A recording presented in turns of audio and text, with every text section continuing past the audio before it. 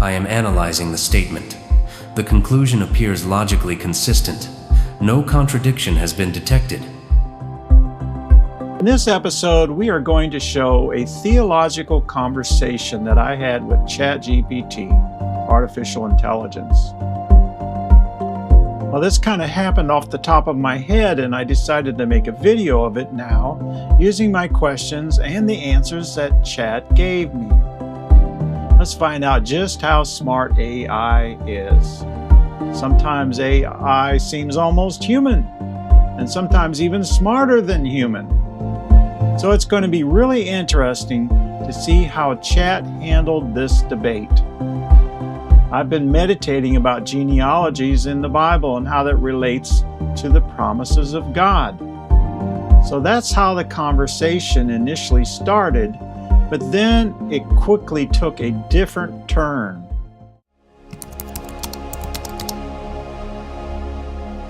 Yes, YHWH explicitly promised land to each of the 12 tribes of Israel. Beginning with Abraham, it was reaffirmed to Isaac and Jacob, formalized under Moses, and distributed under Joshua. Each tribe receives a divinely assigned inheritance, fulfilling the covenant historically, even though later exile and loss of records complicate administration. If you want, I can expand this entire theological argument. How genealogies relate to YHWH's faithfulness. Why losing records does not imply YHWH failed.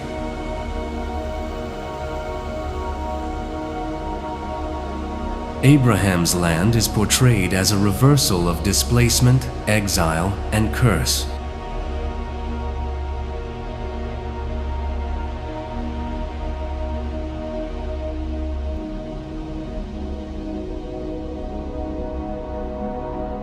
And why did YHWH start to bless when he started out in the garden with a whole lot of cursing?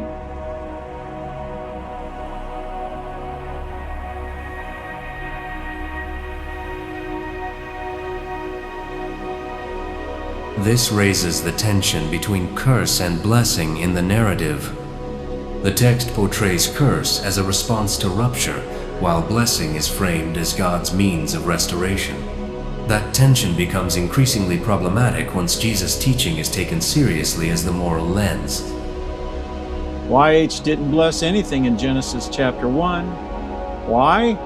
Because YHWH wasn't even introduced until Genesis chapter 2.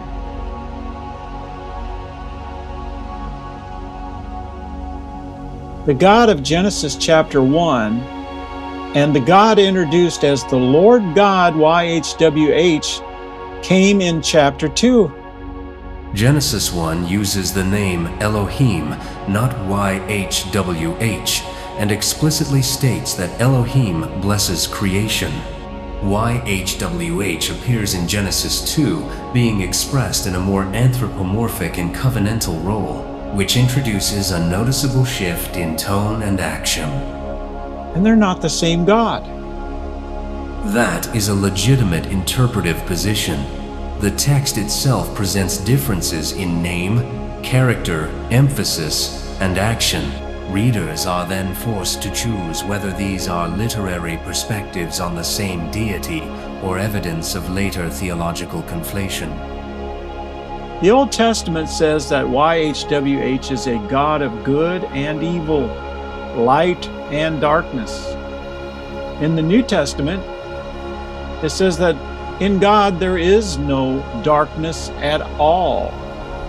How do you explain this? This is a real tension. The Hebrew Bible attributes both calamity and blessing to YHWH, while the New Testament explicitly states that in God there is no darkness at all.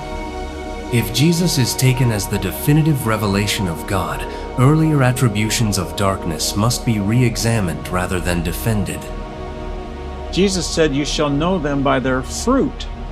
Well, take a look at the fruit of YHWH. There's an awful lot of evil fruit. Jesus' fruit test directly challenges violent and destructive portrayals attributed to God. If fruit reveals nature, then darkness cannot be excused by appeals to authority or sovereignty. YHWH did a lot of curses from the very beginning, starting in the garden. Yes, cursing appears early in the YHWH narrative. And that creates a serious theological problem once Jesus' moral logic is taken seriously. The God of Genesis chapter 1 never curses anything, only blesses. So then how can this God be the same as YHWH? This forces a limited set of options. Either the same God is portrayed inconsistently, later tradition misattributed actions to God, or distinct theological concepts were later merged under one name. If God is the same yesterday, today, and forever, then how can He go from being all light and all good to not being that at all? If immutability is taken seriously, God cannot change from light to darkness. That leaves reinterpretation of earlier portrayals as the only coherent option. How can a being that is all light and all good do something that is dark? That is illogical and makes no sense. Logically, it cannot. Darkness cannot originate from an all-light being. I'm sorry, but violence, cursing, and destruction, if it looks dark, it is dark. That statement is morally and logically consistent. If YHWH does evil actions for any reason at all, that reveals who he actually is. Actions reveal moral nature. Reasons do not change moral category. I would rather trust Jesus' statements and logic rather than YHWH's logic. That position treats Jesus as the final interpretive authority for understanding God's character. Jesus stood in the temple dedicated to YHWH and said to all those standing around that your father is the devil. Was he speaking about YHWH or someone else? Jesus was confronting violent religious logic and lineage claims, not endorsing them. He severed the automatic link between invoking God's name and representing God's character.